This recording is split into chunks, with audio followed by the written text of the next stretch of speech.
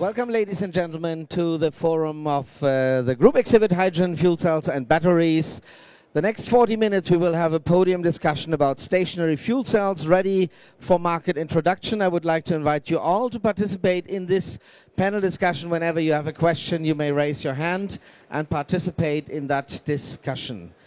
As you all know, the main untapped source for energy in our time is efficiency. Here lies the greatest potential of energy saving and CO2 reduction. Micro CHP, combined heat and power, with stationary fuel cells at home applications could be a perfect way to produce electricity from gas very efficiently and use the thermal energy from the fuel cells for heating or cooling as well. So in the next 40 minutes we will be talking about the long-tested fuel cell for home applications which are now ready for market introduction. My name is Ulrich Walter. I'll be your moderator for the next 40 minutes, and I would like to introduce you to my panelists. Right next to me is Eric Schumacher, responsible for stationary fuel cells at the National Organization Hydrogen and Fuel Cell Technology. Welcome here. Good to have you here. Next to him is Alexander Dauensteiner, Head of Product Management Innovation of Weiland Deutschland. Good to have you here as well. And I would like to introduce to Kai Glenewinkel. He is a Regional Sales Manager of Viessmann Werke. Good morning. Welcome here. Good morning. And last but not least, Andreas Ballhausen. He is spokesman of the initiative Brennstoffzelle and at the same time Commercial Director of Ceramic Fuel Cells. Okay, also welcome very much here on stage. Well, Mr. Schumacher, the first question goes to you.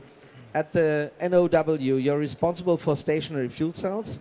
We are talking about the micro CHP, combined heat and power, and the lighthouse project for that is Calux. Calux started in 2008 and it will end next year. Are you happy about the results so far? Yes, we are very happy about the results. So Calux got a very high awareness in Germany and beyond that, so also in Europe it's pretty famous and known because it's a unique field test. So we have about over 500 micro CHPs in field operation. And collected, I think, about over 250 years of accumulated operating hours. Far above 1 million kilowatt hours electrical power was generated, and a lot of things beside that. The technical things were learned. So like durability was improved, CO2 emissions were improved throughout the field test, but also things like the service strategies, the installation. A lot of things were learned there. Learning material was developed for the craftsmen to install the micro CHPs, was generated and optimized, and customer surveillance or surveys were done, which actually showed nearly 100% satisfaction of the customers, of the end customer, of that micro CHP. So I think we are very satisfied. Okay, you would say results. All the lessons are learned for the manufacturers, for the craftsmen, for the also maybe the users. So everybody knows how it works. Now we can start with market introduction. Yes, I think that was a good preparation for that, because otherwise you cannot start to deploy a high number of micro CHPs without having that work done before. Mr. Ballhausen, the Initiative Brennstoffzelle, the IBZ, is a competence center for fuel cell heating appliances for the household power supply. And you say the major task for IBZ is public awareness. Do you also think that your major task, the public awareness about fuel cell energy and heating for households, is achieved? So first you have to ask who has to be informed today about fuel cells. So we are now making the steps from the laboratory to the market. And in former time, our communication was more to the specialist, to the very interested first mover consumer. But this changes now. So today we have a very strong focus on stakeholder, on politician, to support a market introduction program in Germany. So you are right, not every end customer knows fuel cells right now, but even we got initial feedback from the market, from the first companies going to the market, that they are very interested, that they are very open-minded to the new technology and support it very much. Mr. Gleinewinkel, it is the customer who has to be informed. There must be the public awareness about this, because if you change your burner and you haven't ever heard of fuel cells, you will never buy one. I think it's exactly our job all together to inform the customers and the craftsmen. They're kind of afraid of new technologies, but we have the experience the last years. You bring new technologies, you give them help, and you make it easy, and it will work. And if you have a solution which is a compact unit, and the customer doesn't have to do very much. He doesn't have to change any stacks or everything, but it's just plug and play. It's not easy going, of course, but I think this is the way we all have to work on, just to get people more informed, customers as well as craftsmen or plumbers or whoever. Yes. If the customer hears, well, it's a fuel cell in it, then they think, oh, this runs with hydrogen. Hydrogen is very dangerous. These are the kind of topics you have to deal with, isn't it? Yeah, but exactly what you say. If you inform the customers, it's just gas. And most houses in Germany today have gas, and there are no insurances, and it's not only Germany, it's Europe and it's worldwide. It's just gas we need for cooking, for heating, for different things. So this is a fuel cell, not more and not less. Mr. Daunsteiner, I did some research on your website of Weiland, and I found some general information about fuel cell technology, and I also found the following sentence. Currently, the fuel cell at Weiland is still a research project. This doesn't really sound like market introduction, does it? That's right. Maybe the reason is because the communication people are less fast than the salespeople, and salespeople are a bit faster than the communication people. But I think in between is the truth. We have a different approach to enter the market now than maybe others have. The major challenge in the next years is to decrease costs of the systems, because I think also my colleagues will confirm that the major decision is on costs. We have certainly some first early adapters who pays a lot of money to getting the most innovative technology, but this has a definitely end by volumes. So our strategy to go in the market is by funded projects. We are still in the development to finalize the product development to a serial product, but we have already sold this year more than 80 systems for the German market in the framework of Enefield, which helps us to decrease the costs. So these are funded projects, but we are also in the market. But besides working on decreasing the cost, you will also talk to your marketing division and tell them to renew the website, won't you? I do more talk to the market and sales division than to the communication, because at the end we have to sell products. That's more important. Okay. Important thing is to do something for public awareness, Mr. Schumacher. So let's do something. Mm-hmm. Let's talk a little bit about these micro combined heat and power systems. A fuel cell at home, is it the same size as a burner? Mm-hmm. It's nearly the same size, so actually you can exchange it to your existing burner. So if you have a connection to the natural gas grid, that's all you need. Actually, then you can exchange it. The size, the detailed sizes, depending on the concept of the different concepts of the suppliers or manufacturers. In the booth of the IBZ, you can have a nice look at all of the micro CHPs that are actually developed, and they can get an impression of the size. Sometimes it's really just exchanging. Sometimes there is another small box applied to that, but you need definitely things like a thermal buffer that you anyway have at your just to give you an impression of the size, we also have one at the booth of Hescher, right over there. There you can see Panasonic and Viessmann. You can see there, Mr. Gleinewinkel. That's the size of your device, isn't it?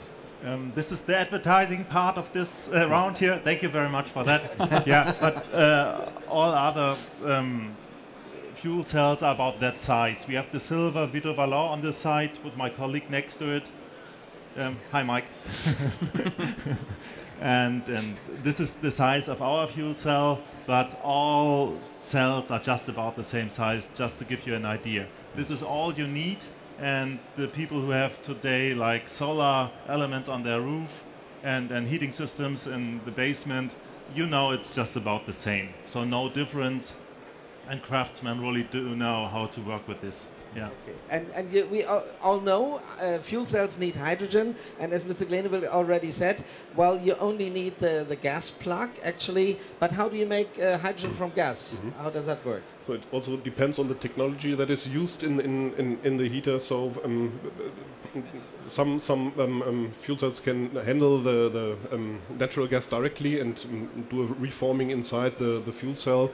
The PEMs, for example, need a reformer in front of the fuel cell that then gets the hydrogen out of the natural gas. And that's all state-of-the-art technology. Yes. The gas reforming to produce the hydrogen, or direct use of the natural gas in SOFCs probably. So it produces at the same time electricity and heat. So you can use it both at home. Yeah, that's actually the goal. Most of the concepts, or most of the micro CHPs are operated after following the thermal load, and the byproduct is the electricity that you either can use, or which is most efficient, use at home, or put it back into the electricity grid if you don't need it. But Mr. Schumann, sometimes you need electricity and sometimes you need heat, and not always the same thing at the same time. So what if I need some electricity but no heat?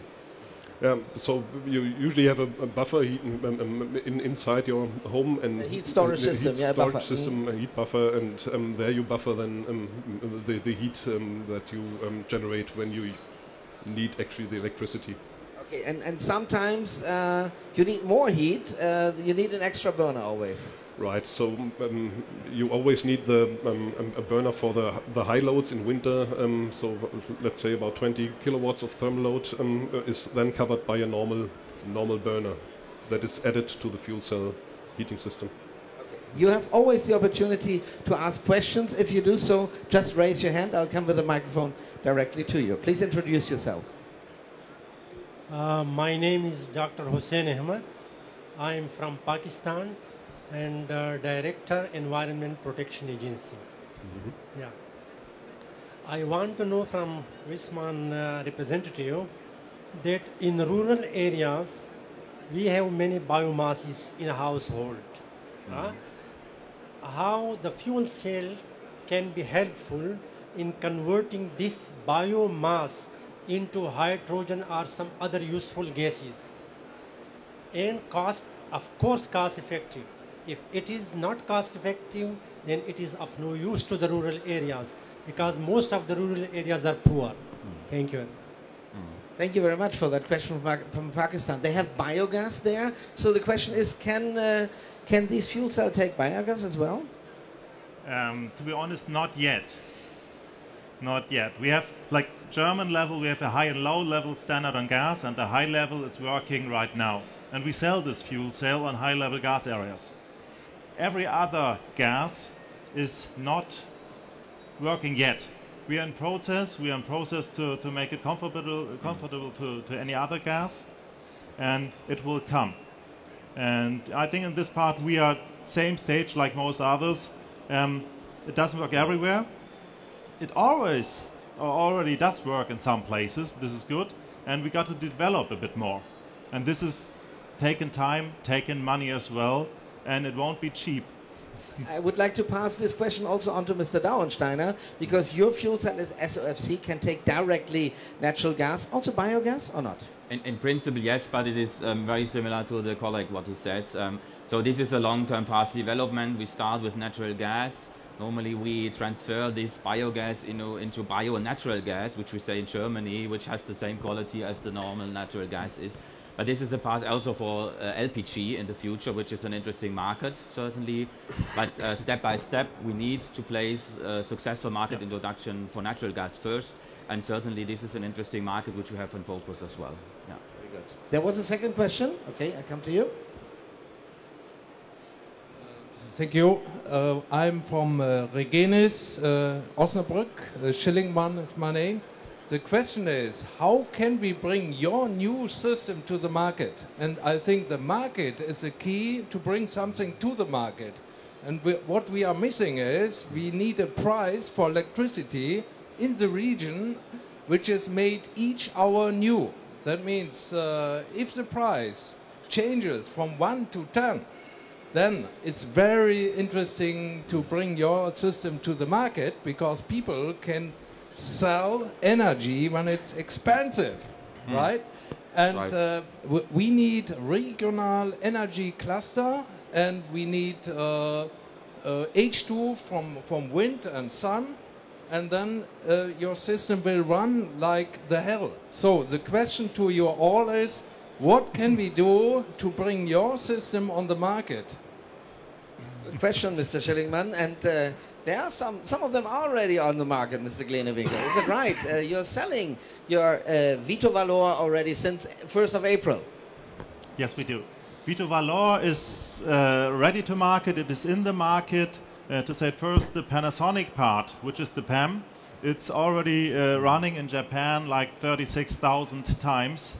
So it is in the market, and we just brought it combined with Viessmann systems to Germany this year and expanding the next years. I'm not sure if your idea to raise electricity prices up to 10 times is very much popular out of this area. To sell units like this, of course, it is popular, but to be honest, new technologies always cost more money than the old parts. And my opinion, our opinion, we need public funds for this. And the actual discussion, EEG, etc., is not very helpful with it. So thing is, politicians give us chances with public funds to invest money. And there are a couple of countries in Germany, Hessen, Sachsen, other ones, who have already nice public funds to make it more comfortable to invest in fuel cells. My opinion, in this start area, in this starting time with these products, we need public funds and good communication. Mr. Ballhausen, you're not only spokesman of IBZ, but also commercial director of Ceramic Fuel Cells. Also, Ceramic Fuel Cells has one device on the market. Yeah, we are on the market since end of 2012. Even at the same time, the state of North Rhine-Westphalia introduces a funding program, and we made a lot of experience. And I agree with you, regional energy concepts bring us a big opportunity to bring these units to the market. For example, in Heinsberg, we had a cooperation with Alliander, and they said, we don't have a capacity market yet to use the fuel cell for photovoltaic acceptance, but they provide the street lights in that town. And what they did is they paid to the customer an additional price for the power they feed into the grid and use it for the street lights. So during the day, the customer uses the electricity for the house. At night, it's used for the street lights. So every house owner can produce the power for the light in the street. And this is very good to create a community. The mayor of that town really supports it. And this could be a way even communities could support the market introduction of fuel cells. And Mr. Downsteiner, as you just already one sentence said, here. I understand that it has to be competitive to other competing products at the end. I would like to expand this in one sentence on a level on it, which is more than in Germany focused. This is still one of the major markets. Exactly what you asked, what should we do to be successful in the market, is one thing which is currently being investigated at European level. We have a big coalition study at the European Union running, just started, where exactly this is under an investigation. What needs the policy, what needs the industry, that this will be successful for the European markets, because we are global players. We do not only sell and develop such products for Germany, we have to sell it all over Europe and maybe also worldwide, depending on the markets we are active. So this is what we are doing at the moment. By the end of this year, the results are here. We know already that even with the electricity price we have today, if we achieve the cost targets which is accepted by the customer, which is lower than today, certainly, this is the reason why we need national or even regional fundings. If we reach the customer target price, it is at the current price level of electricity and gas, it is always competitive today, even with condensing boiler and electricity. This is the case when you calculate it at a life cycle cost balance. definitely. I would like to give you the opportunity to introduce to the public your special devices that you're offering to the market or already offering to the market with special specifications like how much electricity do you produce, how much thermal heat do you produce. Would you start with that, Mr. Ballhausen? Ceramic fuel cells, how is the BlueGen going? So I guess every product has its own key points. So the fuel cell of ceramic fuel cells, the BlueGen, is really focused on producing electricity. We got a electrical efficiency of 60%. So it's comparable to central gas power station. So what we do is we bring the efficiency to the houses of our customer, and the advantage is we only produce 600 watt of thermal capacity, so this is just enough for the standby losses in the heating system and to produce some additional heat. So from the thermal capacity, the unit could be placed at each place where we got a central hot water production. From the electrical side, it's ideal for small commercial application because the unit is running 8,700 hours per year and is producing 13,000 kilowatt hours per year. So it's good for bakeries, for butcheries, for small hotels, shops, and these kind of buildings. Could you tell us about the price? The BlueGen has no burner in it. How much would it be turnkey?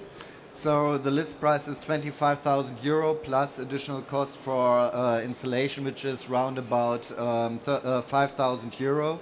So then the customer gets funding. For example, in North Rhine-Westphalia, the unit is funded with 13,000 euros. So at the end, the customer has to finance 17,000 euro, and he will get or he will save 2,200 euro per year. So it's really a business model for small commercial application here.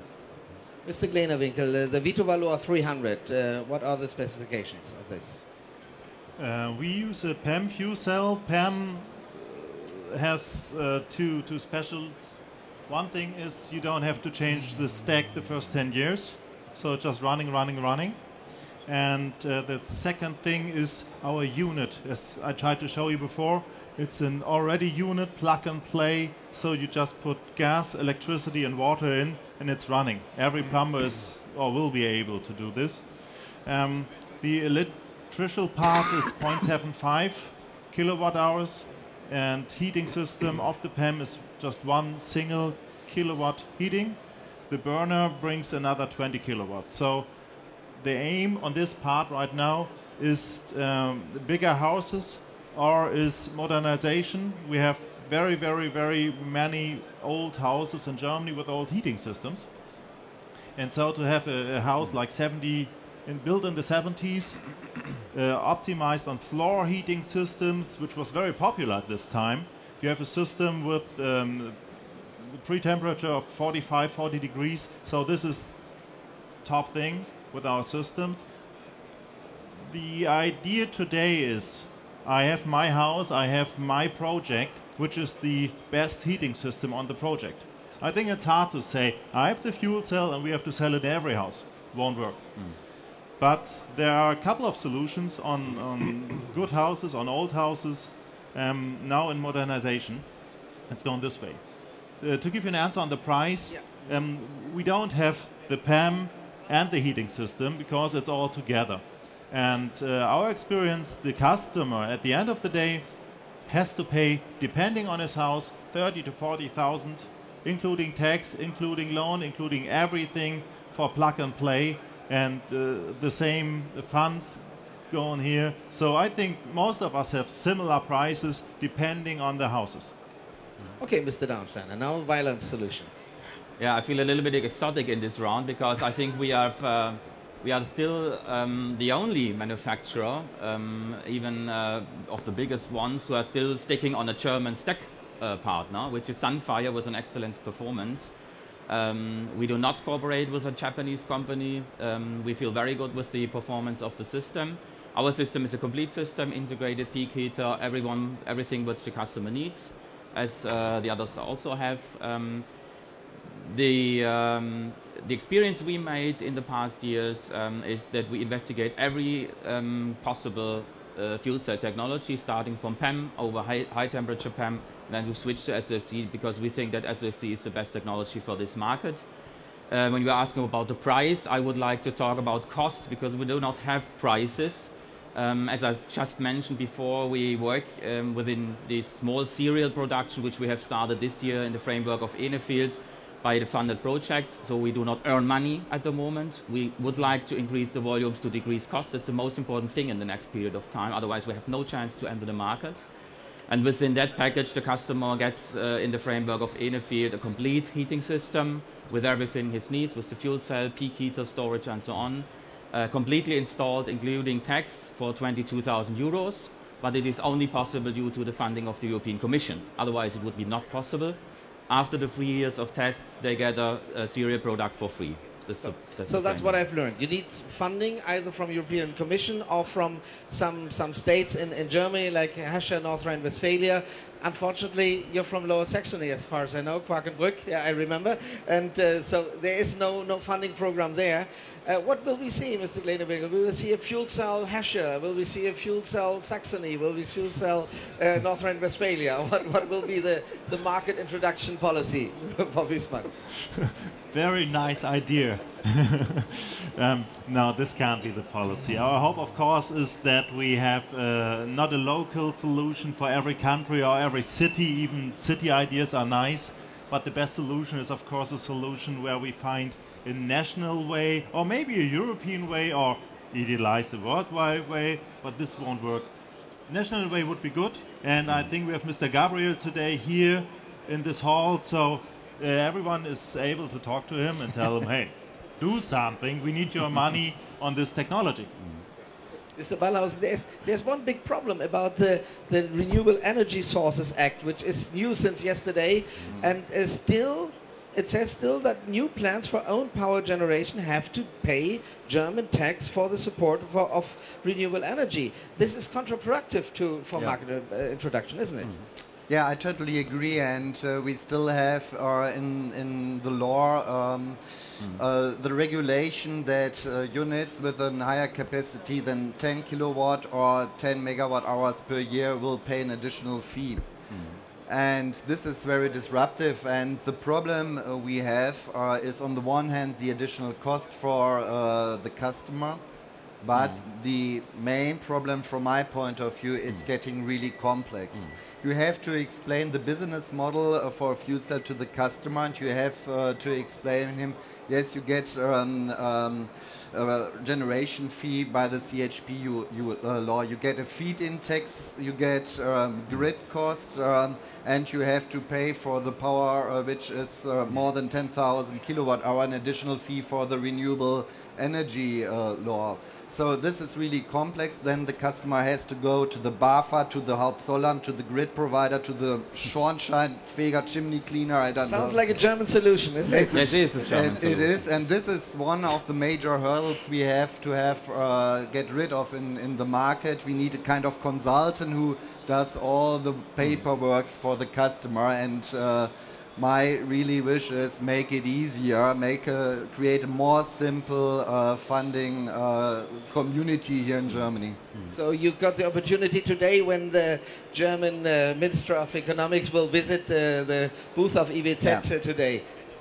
Thank you. For public awareness, I have a proposal. The proposal should be practicable. If you could provide a practical model to be installed in Pakistan, then I would be able to convince the government of Pakistan to install the same for other people. Okay. Would you like to take that opportunity, Mr. Daunsteiner? Yes, I think every proposal is a good one, and as well, I understand your mission in that kind of view. But as I said,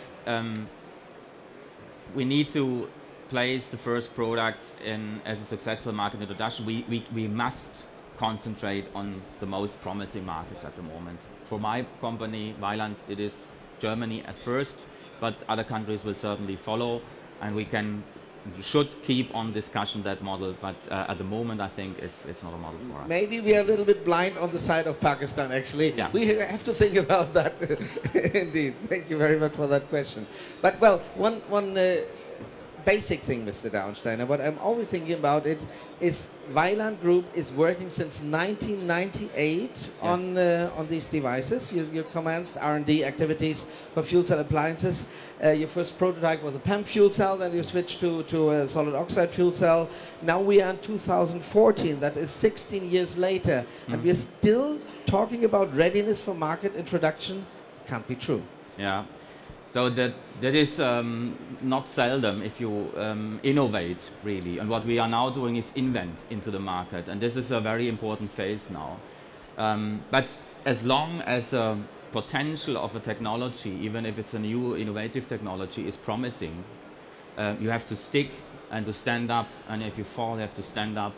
That's a normal thing. That does not make me crazy, to be honest. If we have or would have the chance to launch the product already in 2004, as we promised in 2001 at the fair in Frankfurt, as I didn't want to remind you of that, yes. Yeah, but I know that very exactly. The frame conditions in the market in that time would be more worse than today. Nobody has think about decentralized energy supply. Nobody has in mind to step out in the nuclear power plant in Germany. Nobody has in mind a CO2 reduction scenario. And nobody has in mind a gap between gas and electricity price as it is today, which is excellent for micro CHP.